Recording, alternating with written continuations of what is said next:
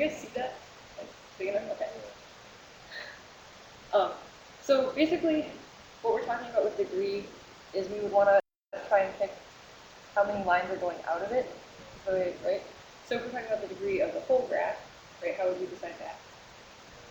The total F Yeah. So if I call that graph H, and H is going to be. Does that make sense to everybody? Okay. And so let's just kind of overall talk about the parts of the graph, right? So what do we got? What are A, B, C, and D? Yeah, braces. I think it's braces, and I'm like, oh god, it's using different words. Okay, so A, B, C, E. Those are vertices, right? Okay, so what are 1, 2, and 3?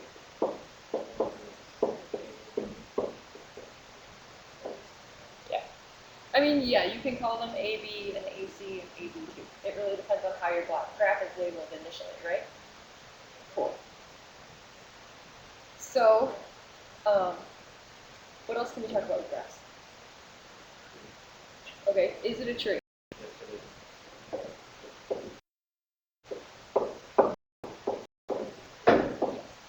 And how do we know that? No. Right. So, circuits. There we go. Okay. So if A and B are not connected, If they're not connected? Okay. Anybody have an answer for that? Like if we did H prime and we have B, C,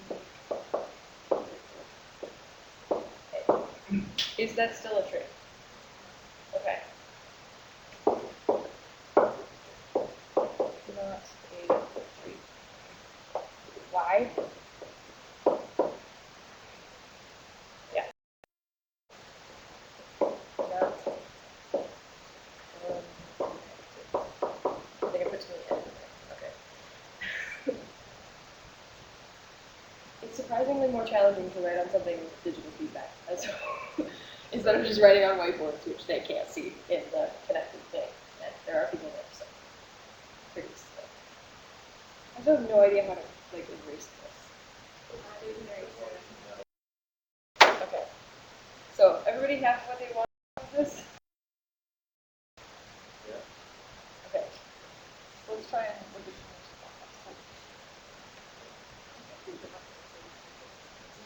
yeah? Yeah, not black. Oh. Okay. Yeah. We'll just erase stuff. That's cool. Oh, probably infinite. Oh, okay. Oh, yeah. Okay, there we go. That is much faster. Okay. So I have to check, kind of like make sure nobody's asking questions over here too. Okay, so far so good. So, what else do we want to know about graphs? Search. Search? Okay. So, what does search require? We need a tree, right? So, what else about the tree?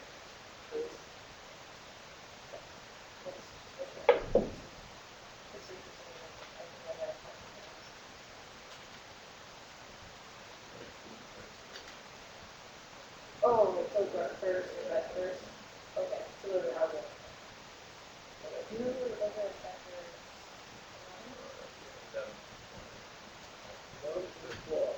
One? Okay. So, let's say, how big do you want to make this thing?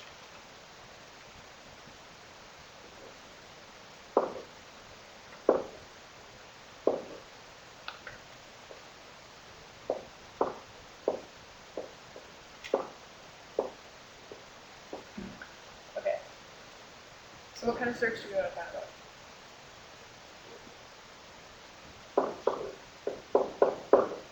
Which stands for depth first, right?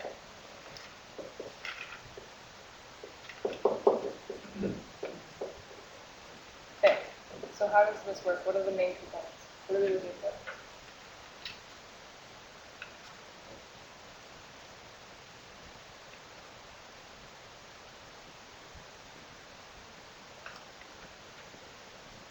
So what is the point of a search?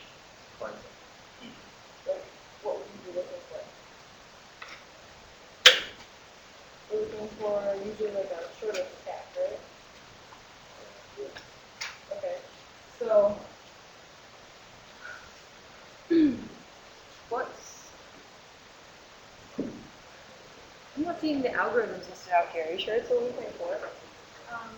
But you That's pretty good.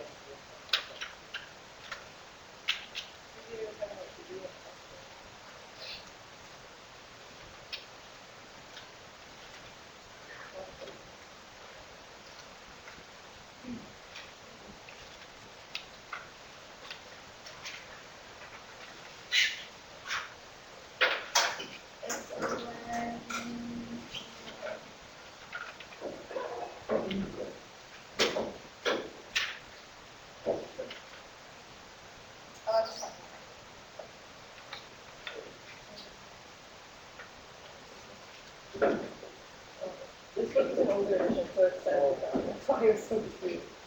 Okay. So I didn't know wrong book that I was prepared. Okay, awesome. So we're talking about depth first search.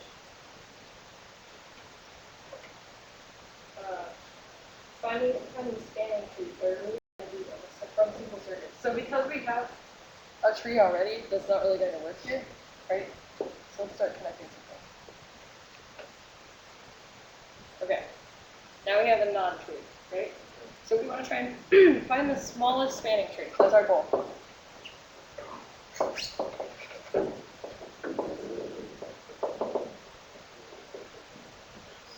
And right now, we'll just assume that the weight of every edge is 1. Okay? Yeah? So we're just talking about distances. So distance between here and here is 1. Does that make sense? Okay. So how would we go about trying to find the smallest spanning tree with depth first? Anybody remember?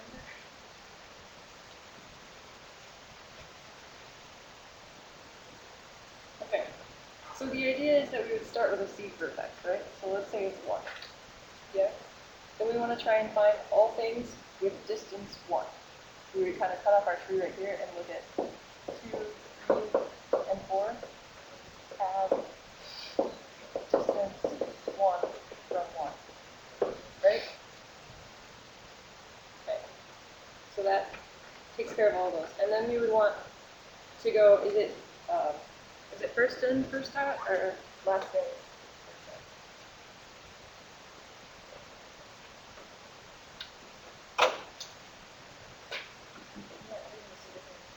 I mean, when we say like, going with these guys, it's like, okay. Let's see, these are the different.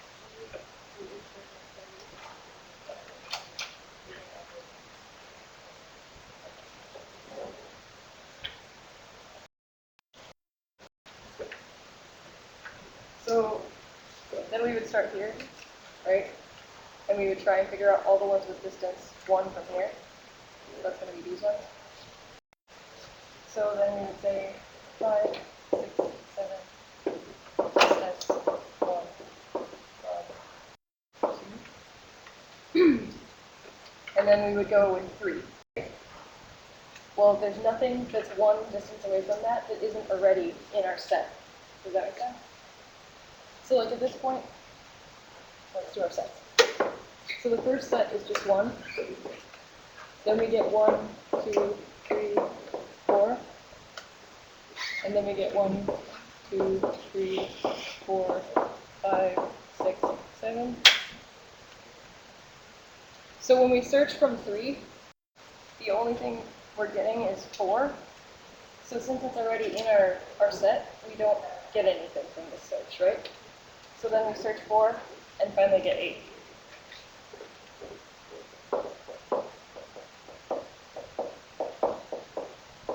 Okay, so what edges did we use? We used 1, 2, 1, 3, 1, 4, 2, 5, 2, 6, 2, 7, and 4, 8. Right? Does this make sense? Even remotely. Because if you don't tell me it doesn't make sense, I can't try it. Okay.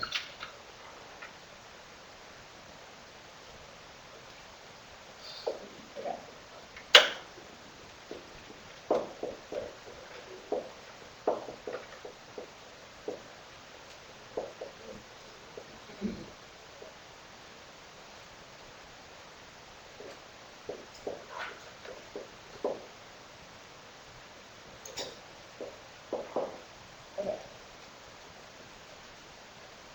So those were kind of steps. So then we would say these are the edges in spanning tree. Yes? So if we were to say T is our minimum spanning tree, 1, 2, 3, 4, 5, 6, 7, 8, you would put these edges in it. 1, 2, 3, 4, 8, and then 2 to each of these, right? It's not a unique spanning tree, right? Because if we picked 3 or 4 to search first instead of 2, we would have different connections for some, right? So minimum spanning tree need not be unique. It just needs to have lowest weight. Because we said all these were at weight 1, it's especially easy to have many minimum spanning trees. It will all depend a lot on what your algorithm you use in order to find the tree, which one you'll end up with. Oh, I know. And if you do have trouble reading something, please tell me, because I know that my handwriting is usually bad, and I'm new at using the smartboard, as I've said to some people who are here earlier. So, everybody okay with this? Is it okay if I clear off the Why is it from 4? I don't know if it's reading. Why is it from 4 to 8? From 4 to 8.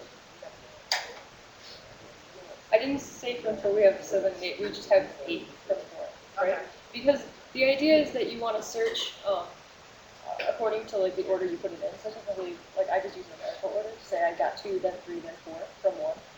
So then I want to search 2 first. So I would get 5, 6, and 7 from there instead. Whereas if I'd started with 4, I would get 7 and 8 from 4, and then I wouldn't get 7 and 8. Okay, because over there it says from 4 and then Yeah, so like I guess the from 4 corresponds just to the 8. Okay. Like these were already here before, right? So like we're searching from 4 to add more stuff. Yep, that was a good question. That was bad terminology on my part because I was trying to go fast. Because I know you guys have a lot of questions. So Should it be like 1 go to 3, then 2 go to 5, 2 go to 6, 2 go to 7, yeah, 1, 7. This is the step first.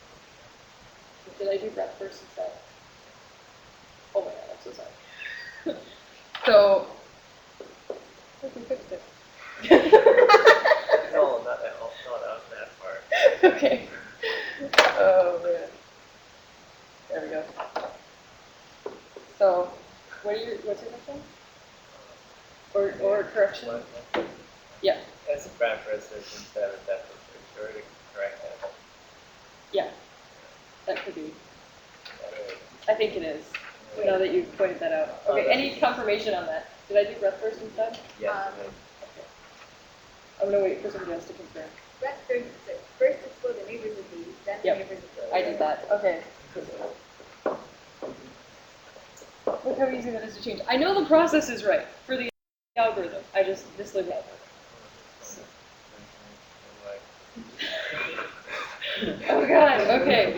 Okay. Okay. So we'll pull up a new page and we'll do depth first correctly. I swear to God. What was it? Insert Yeah. Yep, we got this. Insert blank page. We'll redraw a tree. So wait, are we going to do another breakfast? Or No. We will. Okay, we will do a comparative analysis. How about that? Okay, so we'll draw a new tree and it'll be really great. Excuse me. There was one problem on the group assignment. There was a cube which are labeled based on their indices. Okay. So Hang on, just 1 second. I got the depth first search wrong. What are you talking about? This is a cube. It was on the group assignment. This is a cube. Imagine this is x-axis, y-axis, x-axis. Every vertex of this cube is labeled with indices. We got that one, and start from here. You want us to do the depth first. It's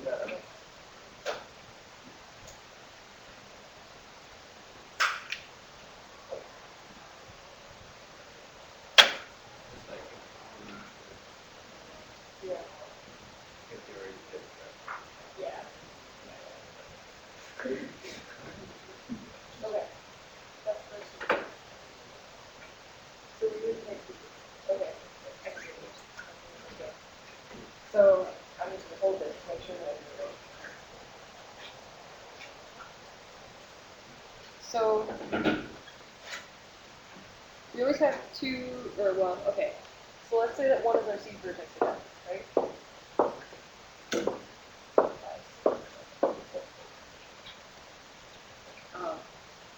So if we want to say that we visit one, right? Because that's our first step in the algorithm. So then we would go to, how do I say this? I know this is bad like notation, but it makes more sense intuitively. So we would go to 2, right? Okay, so then we would visit 2. And so this gives us t equals 1, 2, right? Okay, so now that we visited 2, what do we see from there? 5 and 6. Okay, well, we can only see one at a time, right? Okay. So 1, 2, 5, and then we visit 5, right? And we don't see anything from there. So then we would go back, right? Where do we go back to? Good. Okay. So right now we've still got the same t, right? Back to 2. Okay. So now we would visit 6, right? Because t is 1, 2, 5, 6. Okay. Once we're at 6, what are we going to do?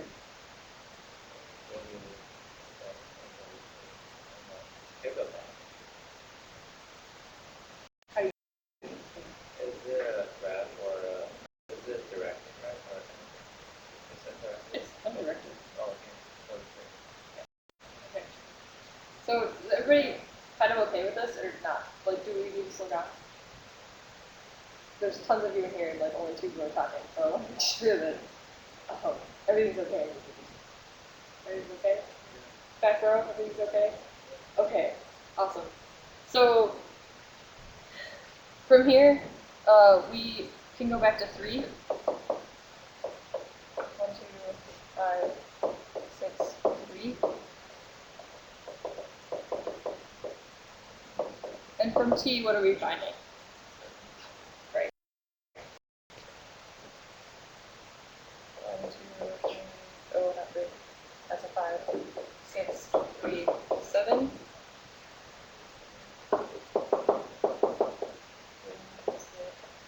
7.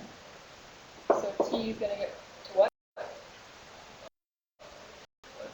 1, 2, 5, 6, 3, 7, 4. Okay.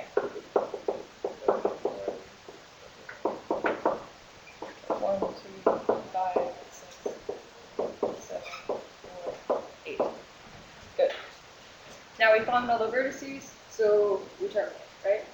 So what does our minimum weight spanning tree look like according to the depth first search? Well, I mean, if we try to kind of, like, what did we pick out of everything here, right? You picked 1 to 2, 2 to 5, and then 2 to 6, and then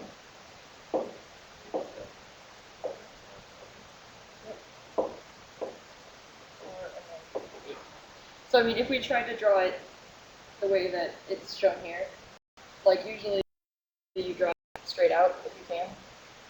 Right, so 1, 2, 5, and then we have to do a second strain for 6. Oh, that's 7. 4, 8. My line got crooked, but you know. Yeah.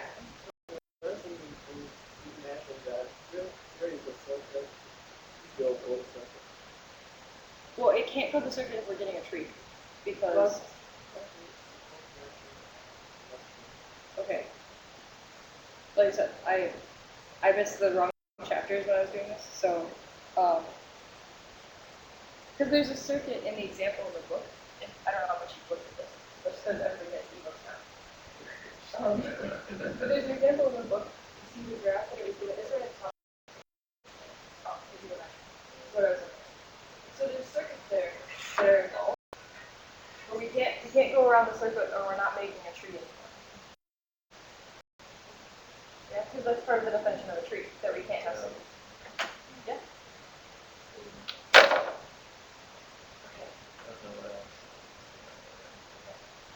So I'm going to check the Adobe connector questions. Okay. So far, so good. I'm not exactly sure how I address it, so we'll figure it out when we get back. Okay. So is everybody okay with this depth first circuit?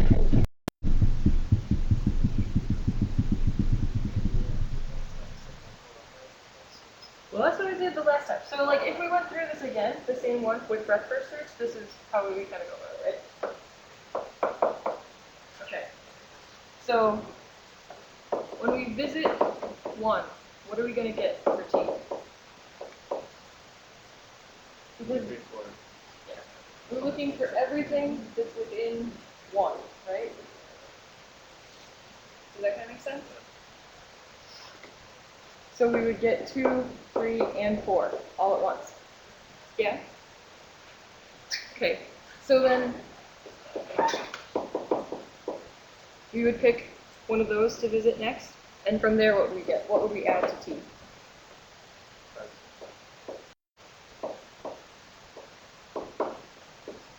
5 and 6. And so that gives us the edges, right? I'm just going to like kind of make this note. So that gives edges 2, 5, and 2, 6. New, right? Because this is where things start getting weird, otherwise everything's just connected to 1. So then we want to make sure we go back to these original ones because breadth first search is supposed to be first in, first out. So whatever we visited first, we want to make sure we continue down from that after we've done the next step. So we want to visit 3. So now we've got 1, 2, 3, 4, 5, 6, and we'll get 7, right? So that adds the edges 3, 7, and nothing else, right? And then we visit 4, and then that gives us everything. 1, 2, 3, 4, 5, 6, 7, 8. With the edge 4, 8. So our tree would be 1, 2, 3, 4, 5, 6, 7, 8. So you can see how the trees kind of end up looking a bit different if we draw them in the same kind of orientation as our original ones. So that's the comparison between the two. In predictability. Any other questions for the people?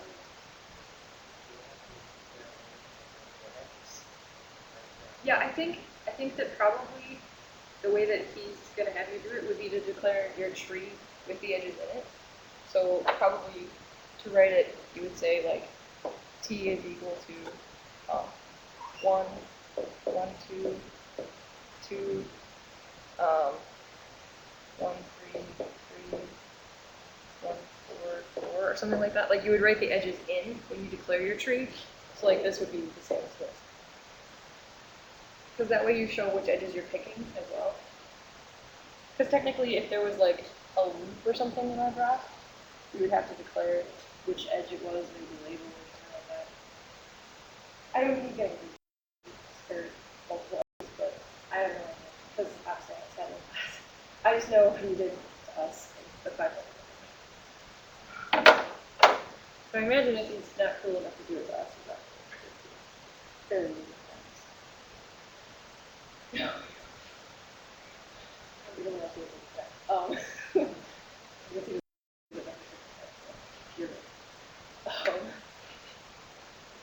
So, any other questions about this one?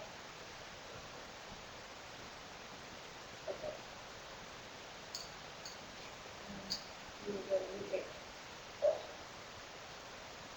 What else would you guys like to talk about? Are there other definitions or like content problems that you want to discuss, or like if there's a group assignment that you guys all got wrong and you thought you were doing right, maybe I can play something else. Matchings? Okay. So like what specifically about matchings? What? A complete matching? Okay. So what does anyone remember about matchings?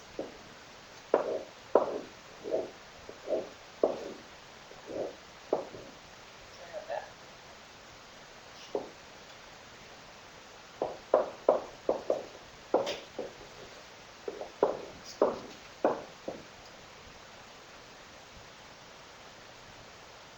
Anyone remember anything about matchings? What's the point behind a matching? See a relationship? Okay, that's good. So how would we, like, how would you see a matching?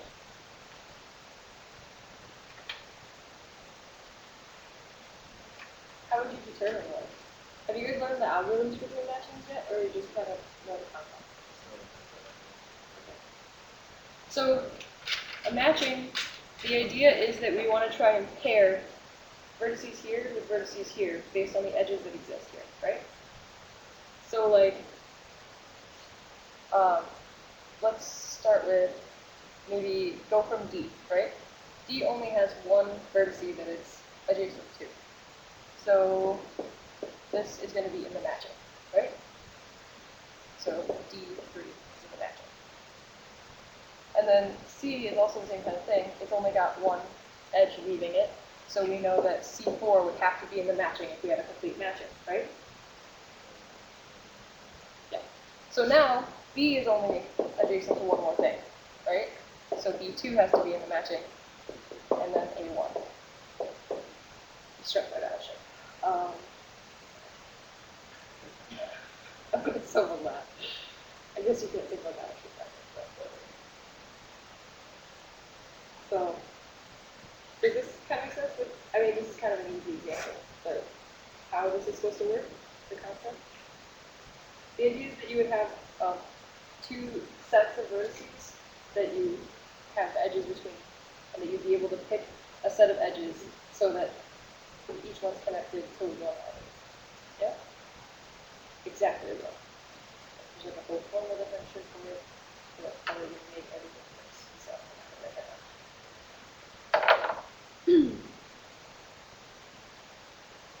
Should I really this? So you go to technical, so it's the matching.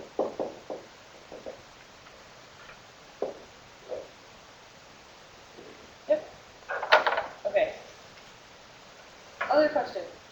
Other concepts?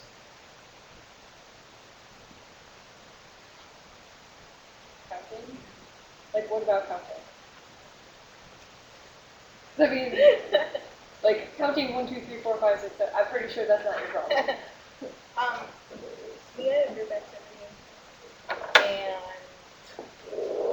I think I got most of my points out because I didn't write any explanations, but there were like some problems, like when, I guess what we is when we have to like subtraction rules, like those. Like, you have, like, I don't. because I mean, all these are graded, right? So I can go through the Yeah. homework that's graded. So can you give me an example? I'm not exactly gonna do it. Like one that I, like number 2. Like number 2. Okay. So a computer password has 8 characters, and each has, yeah, all of you guys just love it, love it. Okay, so we have 8 characters. So 1, 2, 3, 4, 5, 6, 7, 8, right? And each can be a letter, upper or lowercase, or a digit 0 through 9. You must have at least one digit. Okay. So we've got uppercase, lowercase, or numbers, right? So how many possibilities do we have? Okay. So if we were to have a choice of anything for any one of them, what would we get? Yeah, 62 to the 8, right? But we know one of them has to be a number. It can be any of them, right? But we know that one of them. Subtract the one with no number. The one with at least one. Okay. So we want to subtract. The one with no number. Okay, so how did you get 52 to the 8? Because if we have no number, we only have only 52 choices for each. Right. So because each one has the possibility of being a number, you need to subtract one possibility of having letters 8 times, right? Yeah. So this is how they get that. Yeah. So that's essentially what you're doing. Because any of these could be a number. Could be, like, otherwise, if we were, all right. So, like, what if they all were numbers? We subtract all the possible letters. Yeah. Or can we just do times the Which would be the same as that. Yeah. So he's saying, like, you would have to subtract all the possible ways that you can have letters at all, right? Instead of just going through it once, you'd have to go through it with each permutation, which would be identical to, say, 10 to 8. It's just harder to think about those numbers because they're so, like, huge. Yeah.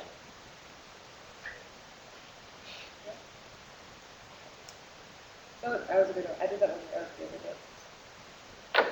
other day. Everybody good with this page? So I did like one? Probably. Okay.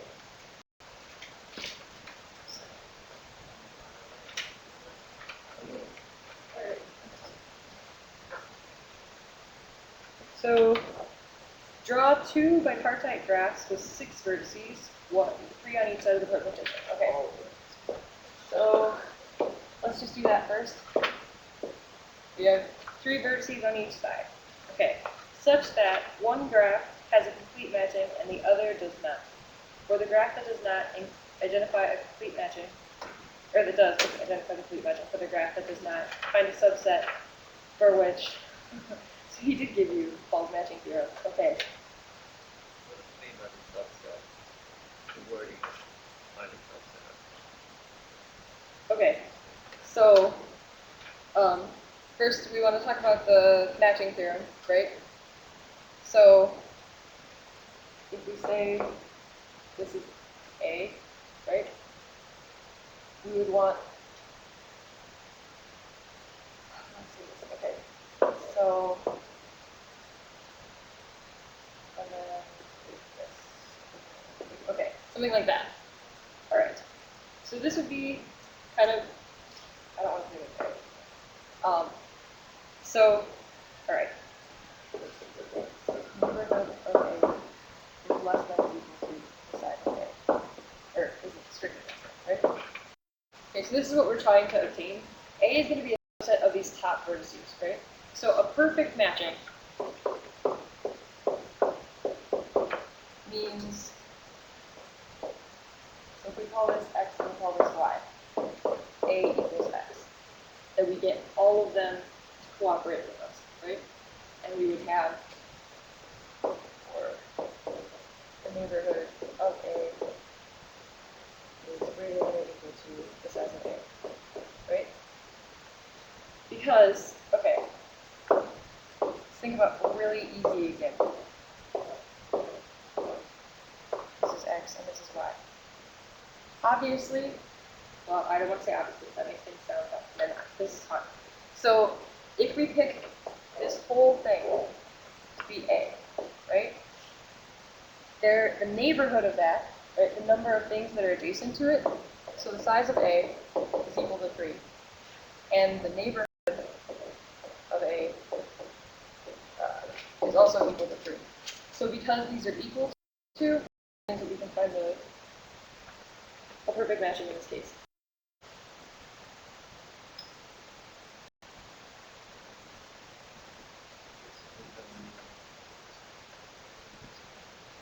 What's that? Yeah, it's an only if, so.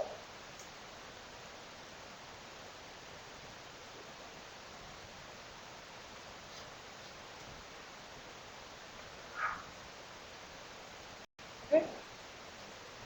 So, and this is also true, like if we pick A here or if we pick A here, right? Because that's the point of false theorem, that we have to have for all possible A, right? You link X to the segment of the middle one on the bottom and erase the wall. I mean, you can come here, right, if you want, because I didn't understand what you just told me to do. Okay, here. What would you do? I have this one here, Uh-huh. and I erase this. Yeah. So then there's a possible choice of A, right? So if we chose A to be just this one and this one, A equals 2, but the size of the neighborhood is only 1, right? So then it doesn't work. So that would be a case where we have an imperfect So matching. for Right. every possible A, Right. every possible set of A. Right. Okay. So that's basically the thing. Like, if I drew my graph that has a perfect matching for everything, right? And if you drew your graph, it doesn't. That's what he's asking you to be able to identify, right? Does that make sense, everybody? Okay. And then number 9. I don't like using red. Red is a negative color. Okay. I had a teacher who would just like slash through everything in red pen, and it's traumatized me for life. I would use the exact opposite. If every English paper sheet, every other color Nice. So then every other color became traumatizing for you. Red's the only thing you can handle. Okay. I don't know which is worse. Okay. For the 3 cube that is defined by above and initial vertex 0, 0, 0, do the following for both breadth first search and depth first search. Okay. So this is basically just going to be another example of what we already went through. Right? See if I can draw a few today.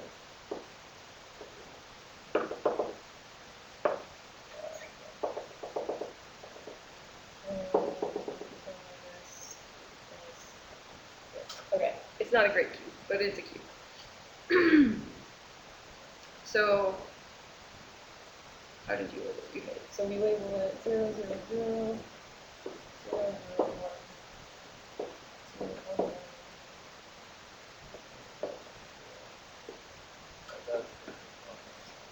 Yeah, I figured.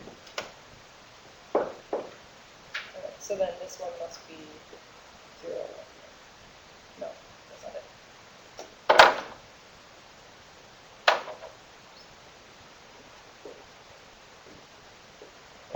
Okay. Yeah? Okay. Write down an order of the vertices as they might be explored. Draw the tree resulting from. Okay, so this is basically what we did on the other problem. Okay.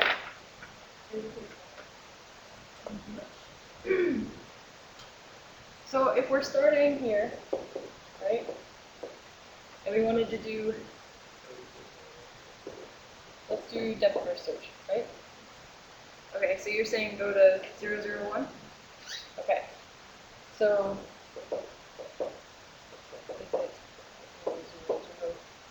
right? Then we get the tree so far, and this time I'm going to add my edges in proper because I feel bad about that. But I'm going to give these letter names so that it's not so confusing. So A, B, C, E. Oh my god, this is going to be a lot of letters. E, F, G, H, I, J, K, L. Alright, so in theory I should be able to tell what all those letters are in a few seconds. So if we want to go from, we'll have 0, 0, 0 in our tree, we'll also have the edge A, and we'll have that new vertex we want to search, right? So then we visit 0, 0, 1. So our tree starts out the same, right? And eventually I'm just going to start using quotes. All right, so which way would we go from here? It doesn't particularly matter, right? Just pick one. So I'm going to choose to go along the side I, which takes me to 101, right?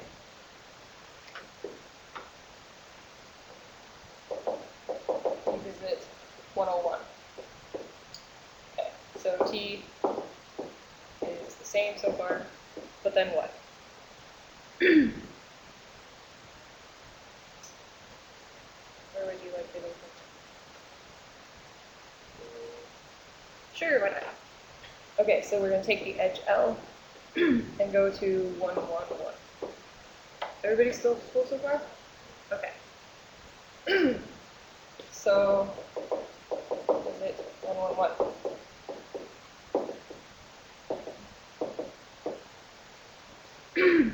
Now what?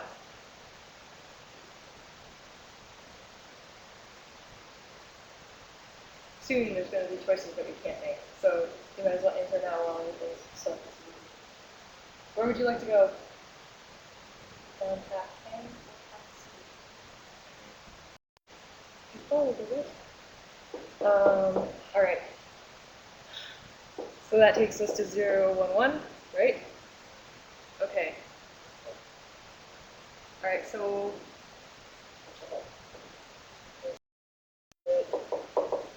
0, 1, 1. T is the same. And then you're saying go where? I think that was a D. Yeah, that was a D. So what made you choose this?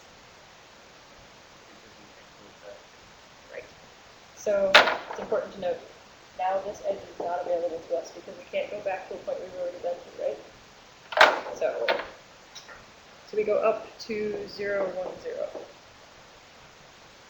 Okay, so I'm going to have to like snake this up here now. Because I ran out of space, but I didn't really plan this out very well. So now that we are up here, we note that this is not an option to us either, right? Because we've already been to that vertex. So where can we go? Okay. So T is now the same as it was before, plus the edge G, the 1, 1, 0. I kind of got wedged in there, so if anybody can't read that, let me know. It's just way harder to erase on this than a whiteboard. I have to like switch the things, or I just keep writing green. It's not good. So now that we've got this, what options are unavailable to us? Okay. So obviously we came this way. We can't go back down to 111, right? Have we been to 100? Okay, so we can go there still, right? So now we get T is, I don't have time to visit anymore, so that's kind of where we're at. What letter would that be? That's an H, probably.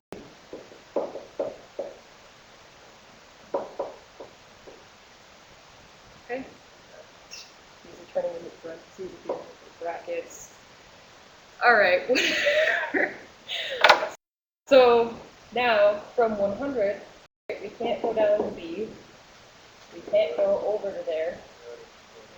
Have we explored all the vertices? Then we're good. And this would be our tree. All these vertices and edges that we listed here.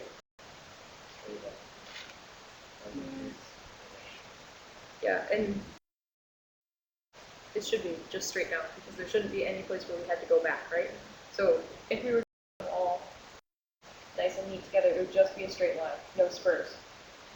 Okay? So because I want to be able to do this comparison and not draw the cube again, we're gonna just erase this side.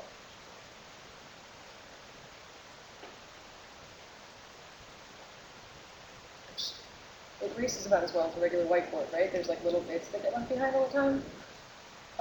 Okay. So now we're talking vector search. So we still start with the same one, right? So how does that give a different t? Okay, so we're still going to have 0, 0, 0.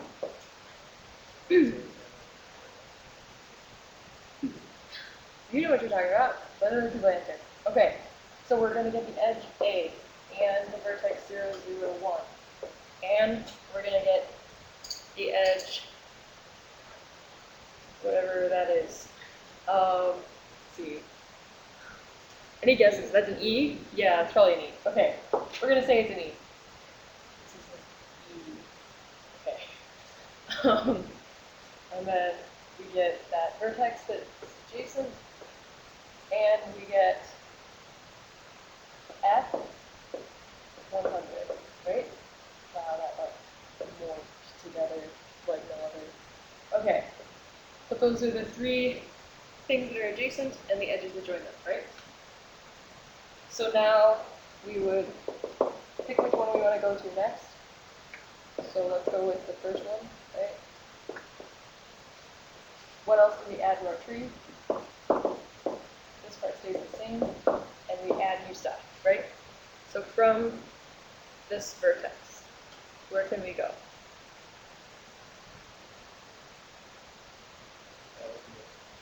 Yeah.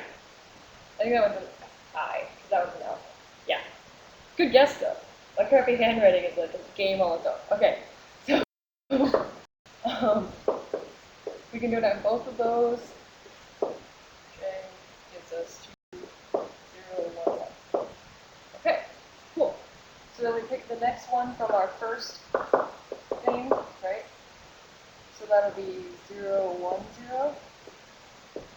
So how does that impact t? Where can we go from here?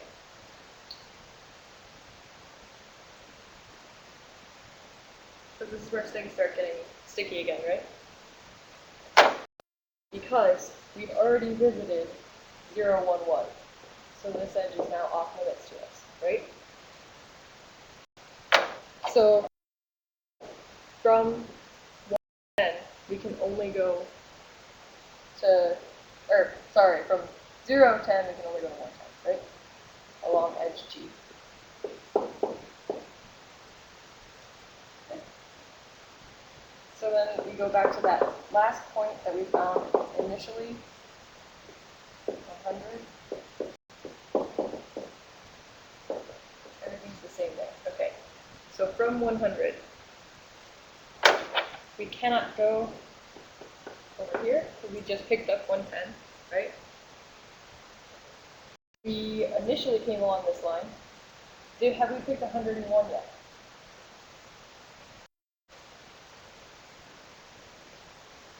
Yes. So this one's also off limits to us. So are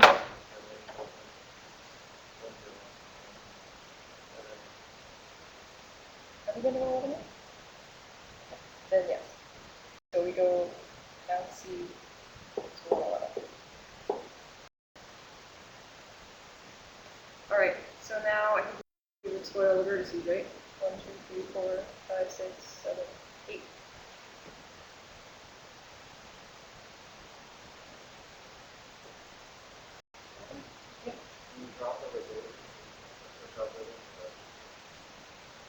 theory. Okay, do you want it still in the shape of a cube? Because that's harder. No. Okay. So we would have 0, 0, 0. That takes us to 0, 0, 1, 0, 1, 0, and 1, 0, 0 along the edges A, B, and F, right?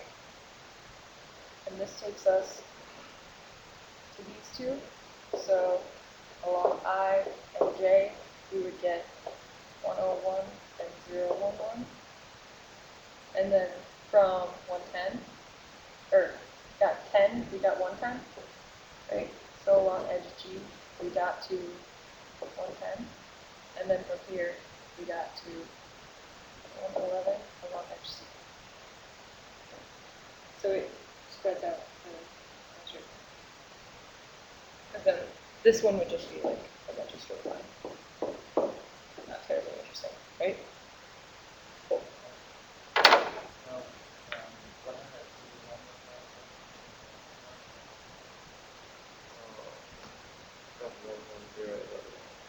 Oh god, yeah. I'm messed up where we were. Yeah, because from 100 we can't go anywhere, right? All right, so let's revise. Good catch. I started looking at the wrong vertex. We'll have that. Okay. All right, so from 100 we've blocked off all our options, so our tree stays the same, right? So then what option do we go to next? The next vertex we added was 101. Okay. So from 101, we can't go to 100, right? So that's blocked.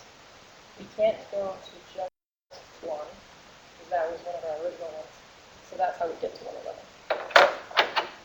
So T is the same, plus the edge, L, and then 11. So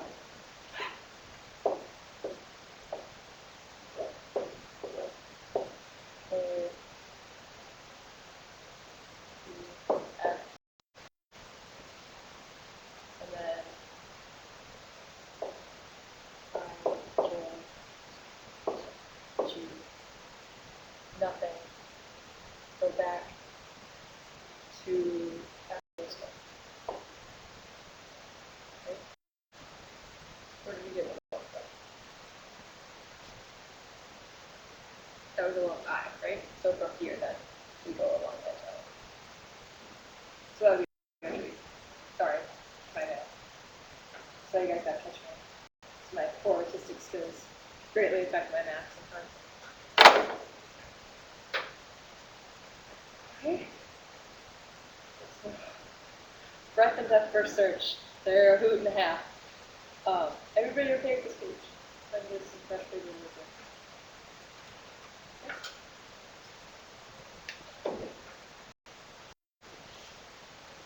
What else is there that you guys want to talk about?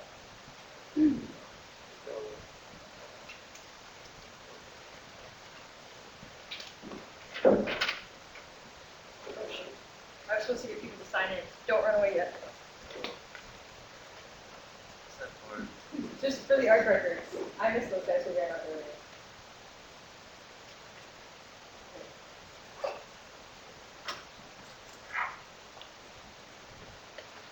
Sorry.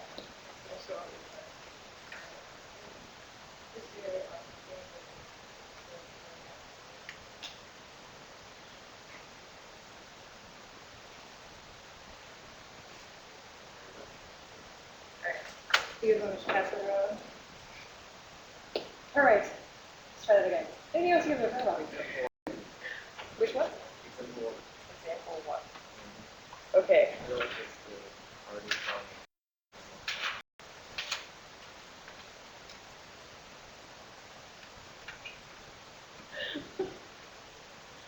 Okay, so there are 100 runners, no ties, 5 types of sandwiches. How many ways are there to award gold, silver, and bronze medals and give everyone a sandwich? Give everyone a sandwich, sir. What is the name back? Okay, first choose gold, then silver, then bronze, then give sandwiches.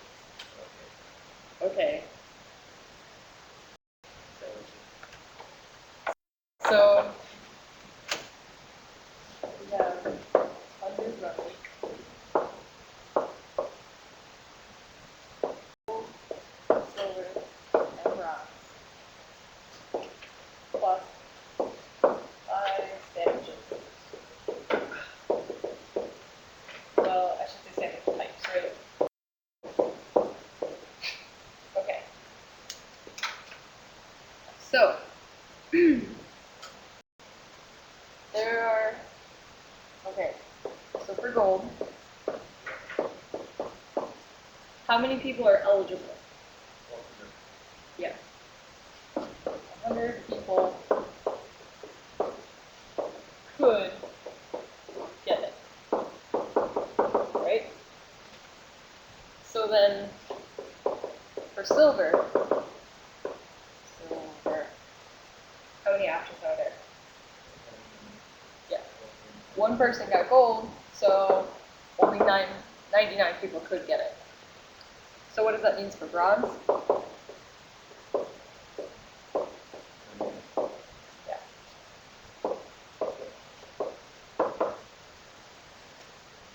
Okay. Now as far as types of sandwiches goes,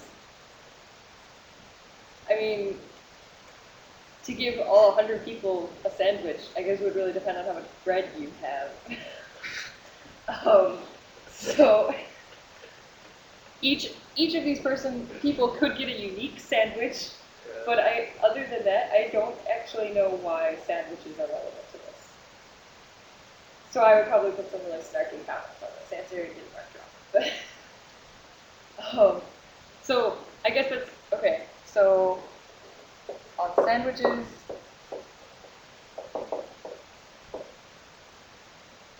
infinite bread equals happy runners. See, like this is something I would write on my paper, which is bad. But okay, what else could we say? We could say each winner could have a different sandwich, right?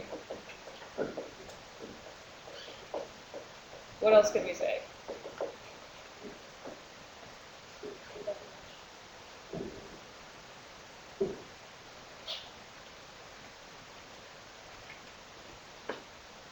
Sandwiches are fun. Two things is not very fun. So I guess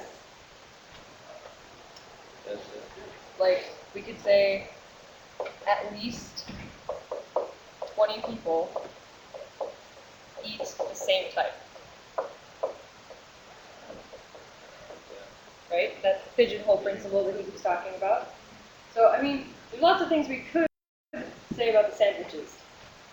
I don't know that any of them are particularly, like, there's no bearing on one or the other, right? They're independent of each other, if you want to think about it as a random variable kind of standpoint. What type of sandwich you get and what place in the race you get are probably not correlated unless this is, like, the weirdest race ever. Like, to encourage people to, like, run really fast for a ham and cheese, and, like, if you are the slowest person, you get, I don't know, snot sandwich. I don't know. That'd be the only way I can think these are correlated together. So that would be, for example, one. What my 2 cents is on that. Any questions on the whole sandwich running issue? What if, Yeah. what if not taking into account any places at all, and you just had 100 people at 5 percent? Yeah. How many days?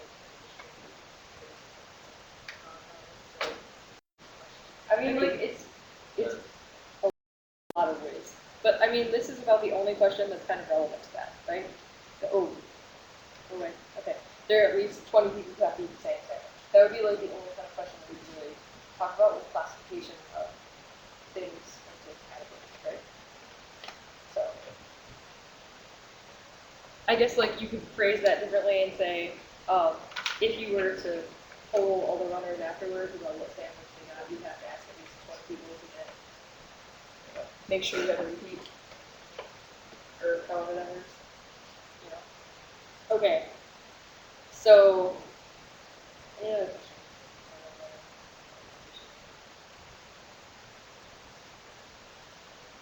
Okay, so,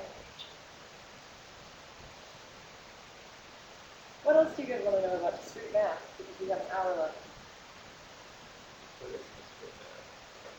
Discrete math is probably one of the hardest things you can do, because like, I'm sure you guys have all taken like calculus or something like that, right? Yeah, I am. Like, at least if you know, like calculus or algebra, you can start doing things, and eventually you could get somewhere. It might not be anywhere useful, but you could get somewhere. Discrete, you kind of have to know where you're going right away, or you're not going to do anything. So like, some important things to think about and to like bear in mind are that there's several different types of questions, right? Where order matters and where order doesn't matter. So why would order matter?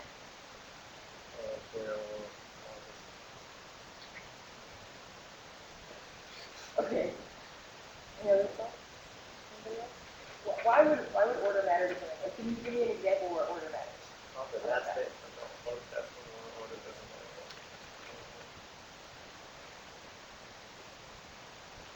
Yeah, so that's exactly right. Like the order that we put the characters in the password doesn't matter, right? It doesn't say that the first one has to be the number. It says one of them has to be the number. So order doesn't matter. So that gives us more options, right? What would be something where order does matter? Everything is specific. Like if you're choosing book, every book is specific. Okay. With bird- You can be really hard to like, quantify variables for you. It's a good thought though. Each book is distinct. That makes a difference, right? What else?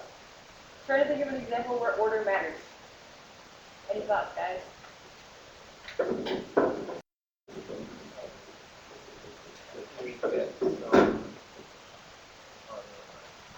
How do you determine exactly whether order matters? Yeah. Good question. See, that's what I was eventually hoping to get around to.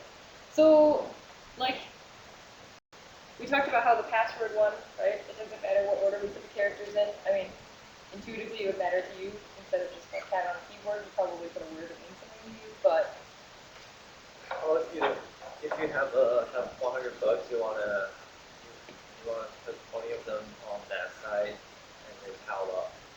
okay. Where order matters is you have the one on the bottom and you have the one second above it, the one above it. One just takes from the same 20 bucks in order. Okay, so if you're okay. So one of I think the kind of thing that you're thinking of would be like think about if we have like binomial terms, right? So like let's say this is to the 4, right? If I ask you for the term this, order matters, right? Because which pair do you pick x and y from when you backtrace? This was one of the homework group things you did, right? It matters which y and x you pick, right? But if I rephrase it and say 3 y's and 1 x, order doesn't matter anymore, right? That would be a scenario where you can have both when talking about the same stuff, yeah? So it's kind of a silly question to say when does order matter, because order matters. Order matters. I mean, it's hard. It's better to think about an example that you can say, is this like that, right? So this is something you can kind of bear in mind, how order, not order. Yep. Okay. Cool. So just for kicks and giggles, let's kind of talk about what these two are, right? So if we have this, right? Which x's and which y's are these? First one, second one, third one. So this, right? And how many ways can I pick 3 y's and 1 x? Not. Right? Yeah.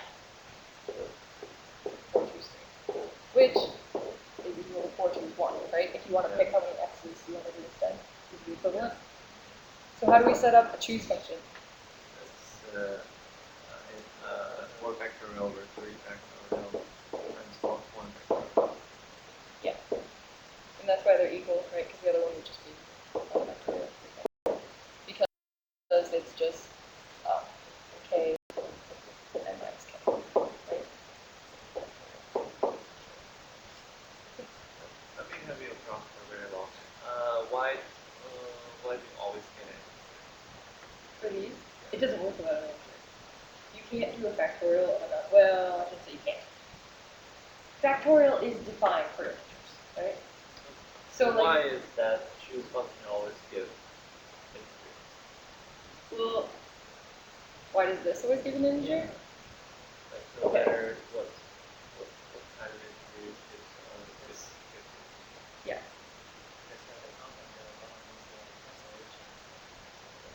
So like, you're always going to have a way that you can reduce this, right? So let's kind of say the general form is this, right?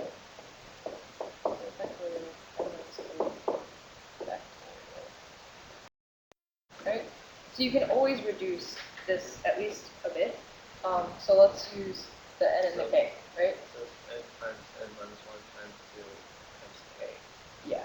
Times k plus 1 over n minus k factorial. Exactly. So why does it always give us an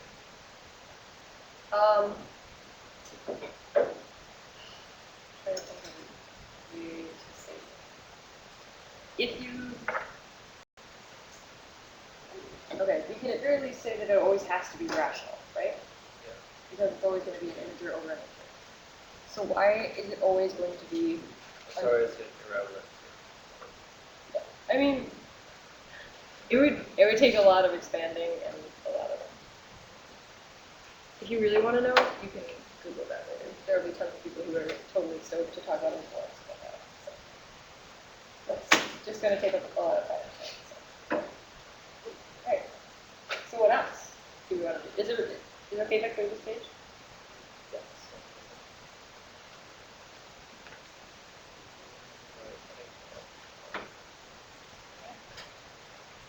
Should check. Anybody over here ask a question? Because I've been yammering for a long time. Okay.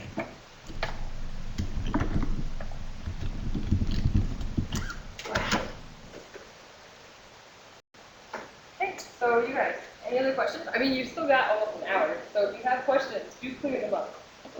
Even if it's just going back to some of like the algebra, how we cancel out factorials, any of that stuff that you want to know about.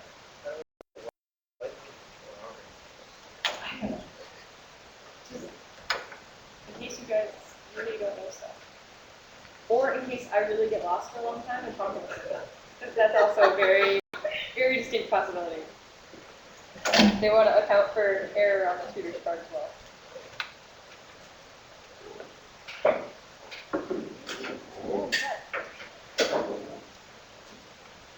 And if you guys do have questions you just don't want to ask them in front of everybody, I'll still be here until 8. So just don't leave when everybody else leaves.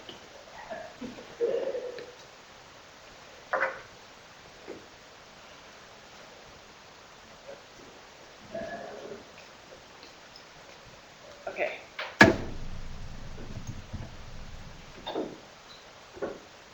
Yep, you have a good one. Good luck with your test.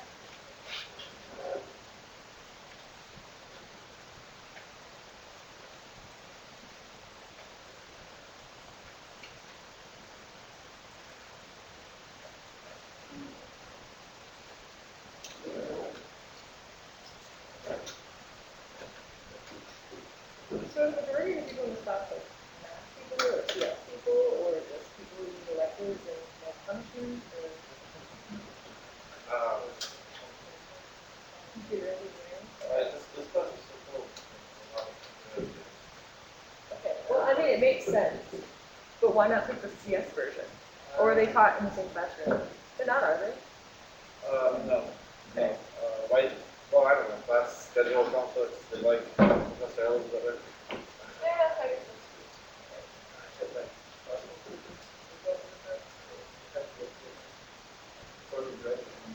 okay. I was just curious. fiance didn't take this class, but he just a lot. He was good. Got it about it. So. All right. Well, good luck with your exam, guys. Yeah, you too. Okay. Well, apparently the people in the Adobe Connect are also satisfied. Oh, wait, there we go. Well, no, one of these people actually just asked a question, so I'm going to stay and answer that. You have a good one. Okay. So, yep, me too. What is the coefficient of x to the 8th, y to the 9th in the expansion of that? Okay, so we're looking at, oh, I need my notepad back.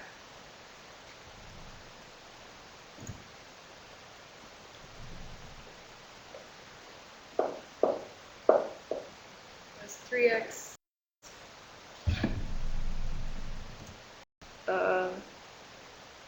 plus 2y to the 17th.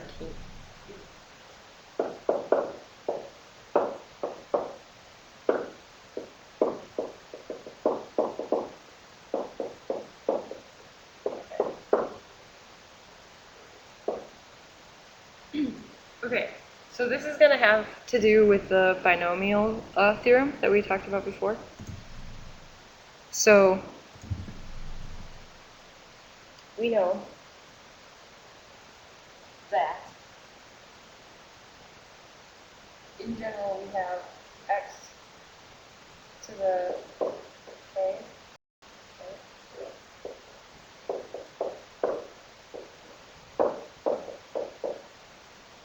Okay. So this is our binomial term in general, right? And then there's like stuff added on the other side, whatever, right? But what are we talking about in our case? N is going to be 17, because that's the power of the whole thing. K, our power on x, is going to equal 8. And then, so we know for sure that we have 17 choose 8. And then our x term is really going to be 3x, right? And our y term is really going to be 2y. So we also have to multiply this by 3 to the 8 and 2 to the 9 to make sure that we get all the coefficients together.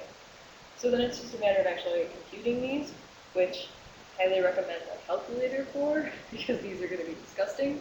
But we can work out this choose function anyway.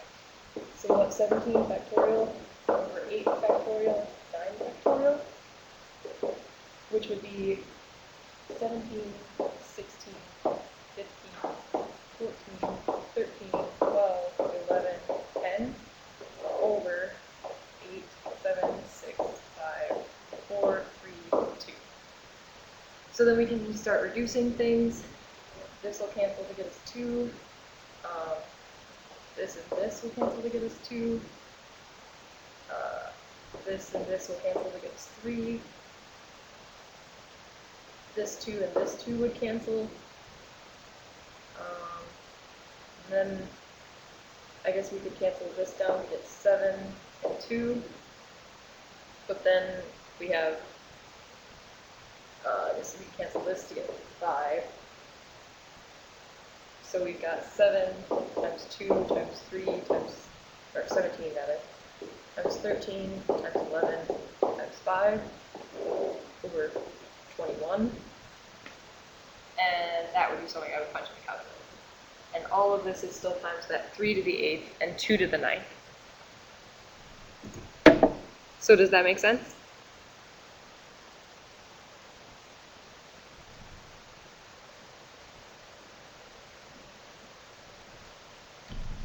Okay, great. Anybody else had questions? Feel free to ask them. It's not hard.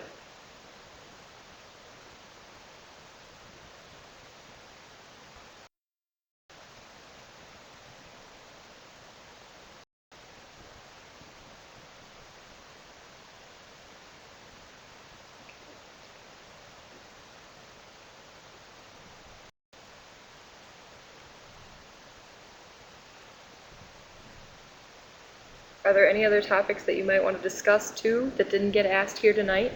Or do you need further explanation on anything that did get asked? Make sure that you're letting me know so I can help you. And don't worry about taking too long to type out the question. I'll be here until 8, just as planned. So go ahead and I'll just sit here in awkward silence until you come up with the question. Or until it gets to be 8 o'clock.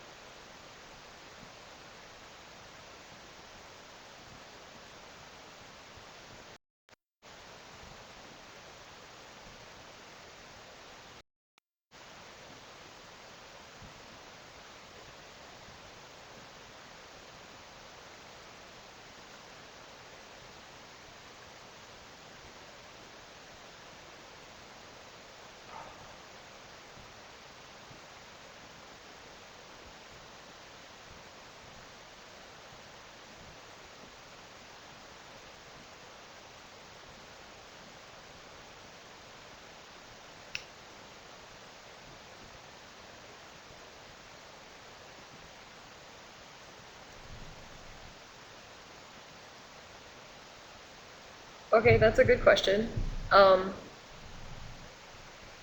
Probably. I just don't know. I guess I don't really know what the question was asking, to be fair.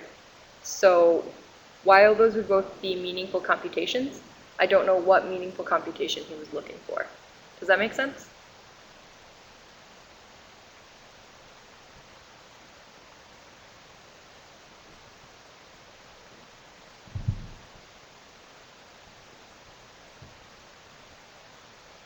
Yeah. It was just kind of an idea to get you thinking more than an actual question, I think. It was an example after all, right? Cool.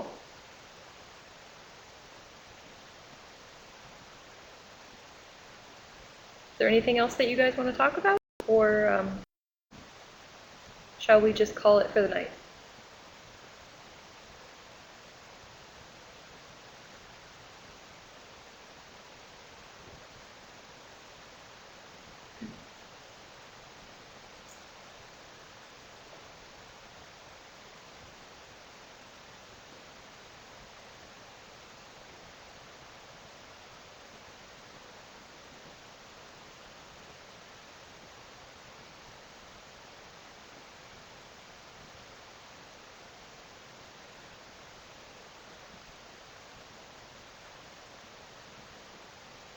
I know that the meeting was recorded, so there is definitely a way to view it on the ARC's website once I finish recording.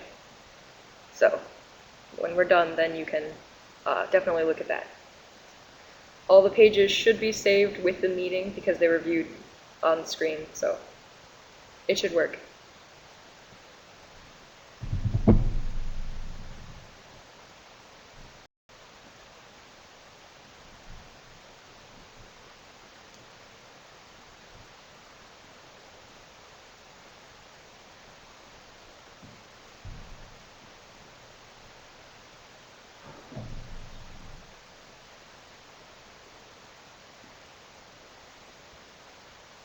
Great, well, if you guys are both feeling set for this exam, then that's great, and I'm gonna log this off so that you guys can pull it up on the ARC's website and look at the previous ones. Does that sound okay?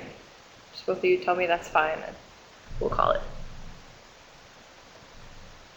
All right, excellent. Well, you guys both have a great night, and good luck with your exam.